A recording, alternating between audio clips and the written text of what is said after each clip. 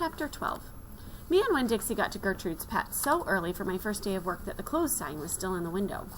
But when I pushed on the door, it swung open, and so we went on inside. I was about to call out to Otis that we were there, but then I heard music. It was the prettiest music I had ever heard in my life. I looked around to see where it was coming from, and that's when I noticed that all the animals were out of their cages. There were rabbits and hamsters and gerbils and mice and birds and lizards and snakes, and they were all just sitting there on the floor like they had turned to stone. And Otis was standing in the middle of them. He was playing a guitar, and he had on skinny, pointy-toed cowboy boots, and he was tapping them while he was playing the music. His eyes were closed, and he was smiling.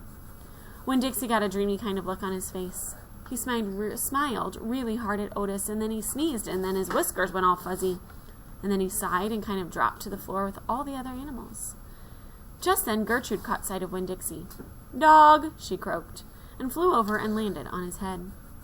Otis looked up at me. He stopped playing his guitar, and the spell was broken.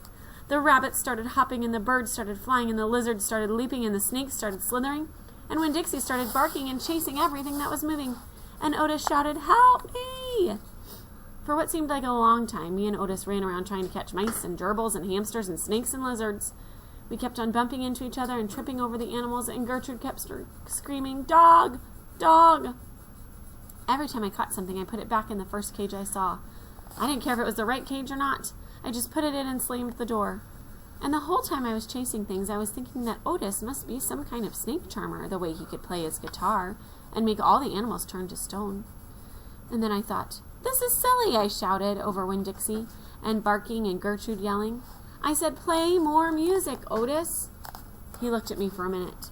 Then he started playing his guitar, and in just a few seconds, everything was quiet. Winn Dixie was lying on the floor, blinking his eyes and smiling to himself and sneezing every now and then. And the mice and the gerbils and the rabbits and the lizards and the snakes that we hadn't caught yet got quiet and sat still. And I picked them up one by one and put them back in their cages. When all was done, Otis stopped playing. He looked down at his boots. "I was just playing them some music. It makes them happy." "Yes, sir," I said. "Did they escape from their cages?" "No," Otis said. "I take them out. I feel sorry for them being locked up all the time. I know what it's like being locked up." "You do?" I said. "I have been in jail," Otis said. He looked up at me real quick and then looked back down at his boots. "You have?" I said. "Never mind," said Otis. "Aren't you here to sweep the floor?" "Yes, sir," I told him. He walked over to the counter and started digging through a pile of things, and finally he came up with a broom. "Here," he said, "you should start sweeping." Only he must have gotten confused.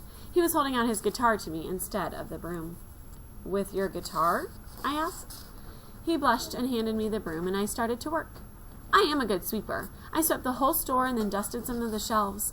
The whole time I worked, Winn Dixie followed me, and Gertrude followed him, flying behind him and sitting on his head and his back and croaking real quiet to herself, "Dog, dog." When I was done, Otis thanked me. I left Gertrude's Pets thinking about how the preacher probably wouldn't like it very much that I was working for a criminal. Sweetie Pie Thomas was waiting for me right out front. "I seen that," she said. She stood there and sucked on her knuckle and stared at me. "Seen what?" I said.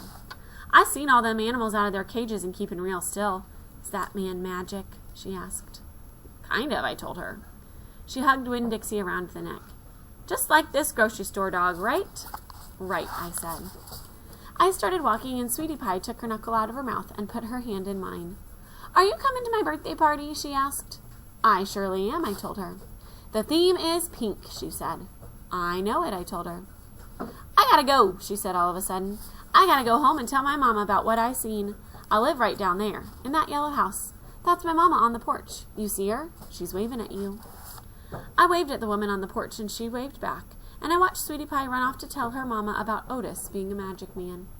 It made me think about my mama and how I wanted to tell her the story about Otis charming all the animals. I was collecting stories for her. I would also tell her about Miss Franny Block and the bear, and about meeting Gloria Dump and believing for just a minute that she was a witch. I had a feeling that these were the kinds of stories my mama would like, the kind that would make her laugh out loud, the way the preacher said she liked to laugh.